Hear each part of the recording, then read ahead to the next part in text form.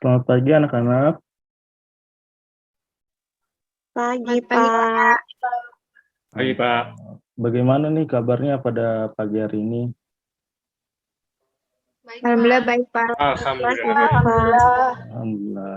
Sebelum belajar, semuanya coba merapikan samping kiri kanannya dan badannya juga yang bagus bentuk badannya sehingga pada pembelajaran pada hari ini bisa berjalan dengan baik.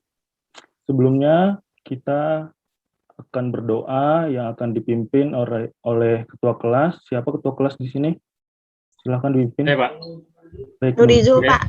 Oke, Nurizul, Oke. silakan. Memulai pembelajaran hari ini, alangkah baiknya kita berdoa menurut agamanya masing-masing. Berdoa mulai.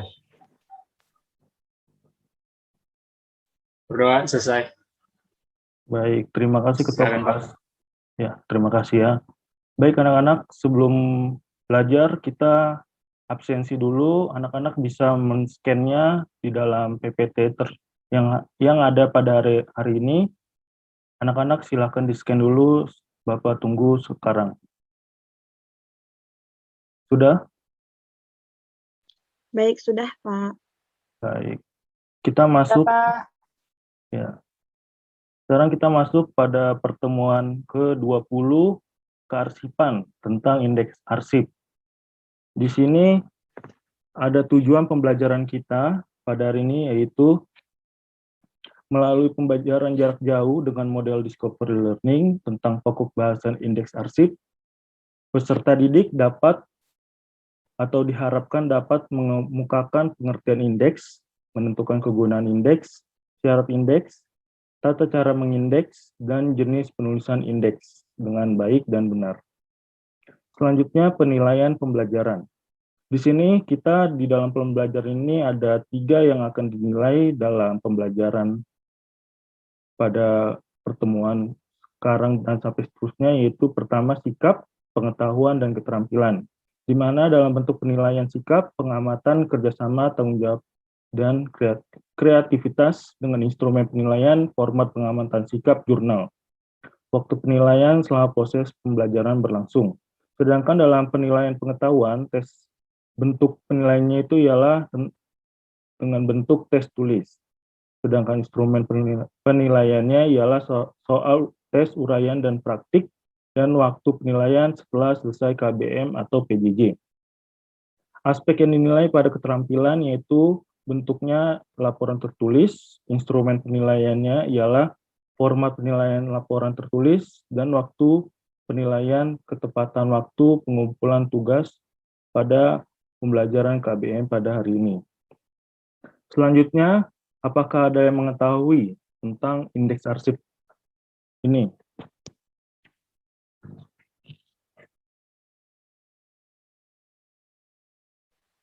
Saya tidak, Pak. Baik, saya tunjuk ya. Siapa tuh? Afifah, silakan. Pengertian indeks yaitu merupakan petunjuk atau tanda pengenal untuk memudahkan menentukan tempat menyimpan arsip sehingga mudah ditemukan kembali. Baik, terima kasih Afifah. Sehingga pengertian indeks menurut Kamus Besar Bahasa Indonesia ialah daftar kata yang terdapat dalam buku cetakan yang biasanya pada bagian akhir buku, yang tersusun menurut abjad, yang memberikan informasi mengenai halaman tempat, kata, atau istilah itu ditemukan.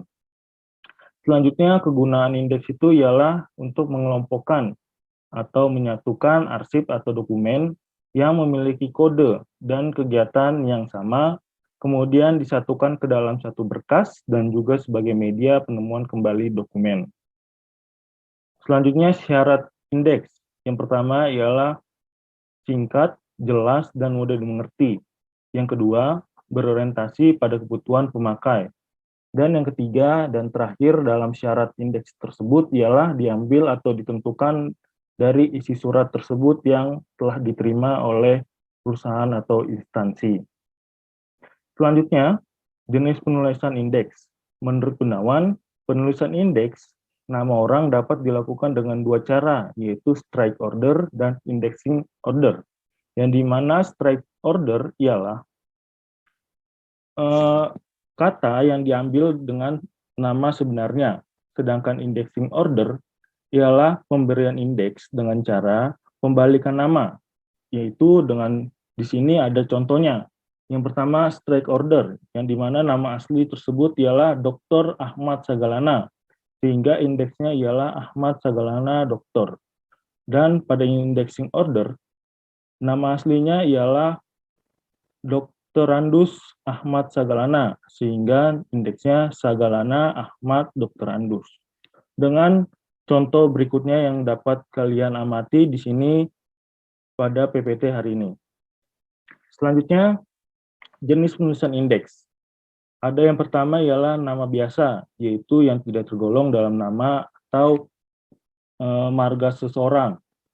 Contoh, Martin Putra, sehingga indeksnya ialah pada unit pertama Putra, unit kedua Martin, sehingga kode indeksnya ialah PU. Dan yang kedua, Anissa Maharani Inara. Unit pertamanya ialah Inara, unit keduanya Anissa, dan unit ketiga ialah Maharani.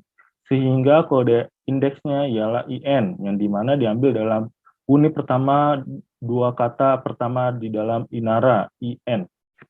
Selanjutnya, di sini adalah kode indeks menurut marga. Yang di sini contoh dari Bapak ialah Ivan Sidabutar, yang dimana unit pertamanya ialah Sidabutar dan unit keduanya Ivan, sehingga kode indeksnya ialah SI. Dan contoh kedua ini, apakah ada yang bisa menjawab pada Pratiwi Caniago ini? Saya Pak, bisa Pak. Baik, Nurizul dipersilakan.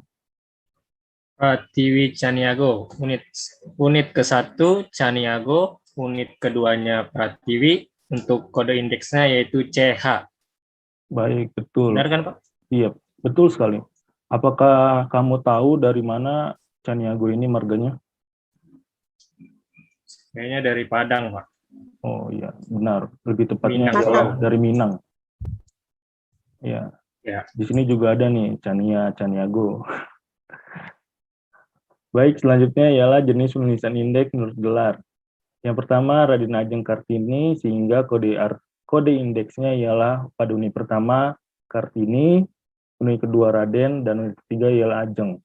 Sehingga kode indeksnya ialah KA. Dan apakah dalam indeks gelar ini ada yang mengetahui pada contoh nomor 2 jawabannya? Saya tahu, Pak. Baik, Azahra dipersilakan. Ya, untuk unit 1 dia ada Sudirman, unit 2-nya Jenderal, dan untuk kodenya itu SU. Benar tidak, Pak? Baik, betul sekali.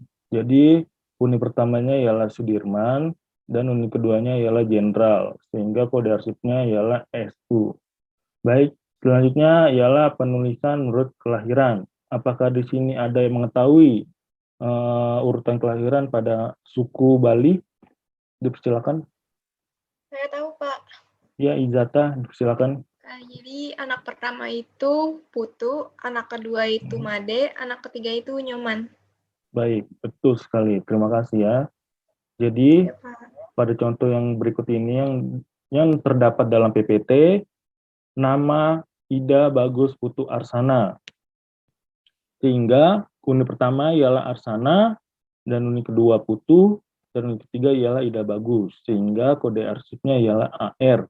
Yang dimana dia ini adalah anak pertama di dalam urutan kelahiran suku Bali. Dan yang kedua contohnya ialah Ida Ayu Nyoman Lestari. Unit pertamanya ialah Lestari, unit keduanya Nyoman, dan unit ketiganya ialah Ida Ayu. Sehingga kode indeksnya ialah LE, yang dimana Nyoman ini ialah anak dari suku Bali pada urutan kelahiran ketiga. Selanjutnya jenis penulisan indeks menurut instansi dengan contoh yang terdapat di dalam PPT pada hari ini. Yang pertama contohnya ialah PT Telkomsel, yang dimana pada unit pertama terdapat Telkomsel, unit kedua Perseroan, dan unit ketiga Terbatas, sehingga kode indeksnya ialah TE. Dan contoh yang kedua ialah PT Indofood. Pada unit pertama indeksnya ialah Indofood, unit keduanya Perseroan, dan unit ketiganya ialah Terbatas, sehingga kode indeksnya ialah IN pada Indofood dua kata di depannya. Selanjutnya, di sini ada contoh yang terakhir dalam penulisan indeks, yang dimana nama wanita jika diikuti nama suaminya, maka yang digunakan ialah nama suaminya. Dan pada contohnya yang terdapat di dalam PPT ialah yang pertama Nyonya Agnes Widodo, yang dimana unit pertamanya ialah Widodo, dan keduanya Agnes, dan unit ketiganya ialah Nyonya, sehingga kode indeksnya ialah WI. Dan di sini apakah ada yang mengetahui kode indeks atau indeks yang terdapat pada contoh wanita yang diikuti dengan nama suaminya? Apakah ada yang tahu? Saya, Pak. Baik, Chania, silakan. Unit pertamanya yaitu Jojo Kusumo, unit Mhm. keduanya adalah Aulia, Mhm. untuk kode indeksnya adalah DJ. Oke, Benar nggak, Pak? benar sekali. Jadi, unit pertama dalam Aulia, Jojo Kusumo ini ialah Jojo Kusumo pada unit pertama, dan unit keduanya ialah Aulia, sehingga kode arsipnya ialah DJ. Baik. Setelah kita mengetahui semuanya, kita sudah mengambil suatu kesimpulan yang dimana indeks arsip ialah suatu cara untuk mempermudah penemuan kembali arsip yang akan dibutuhkan, sehingga dapat berjalan dengan efektif dan efisien. Selanjutnya, penugasan mandiri, kalian bisa melakukan penugasan yang dapat dilihat pada Google Classroom, dan tenggat waktunya ialah tanggal 16 Juli 2021. Dan juga pada sebelumnya ialah ada UAS yang tertanggal tanggal 14 Juli 2021. Sehingga anak-anak semoga bisa mengerjakan ujian UAS ini dan juga penugasan yang ada di Google Classroom, sehingga dapat meningkatkan nilai kalian di rapot. Begitu itu saja pesan dari Bapak. Apakah ada yang ingin ditanyakan?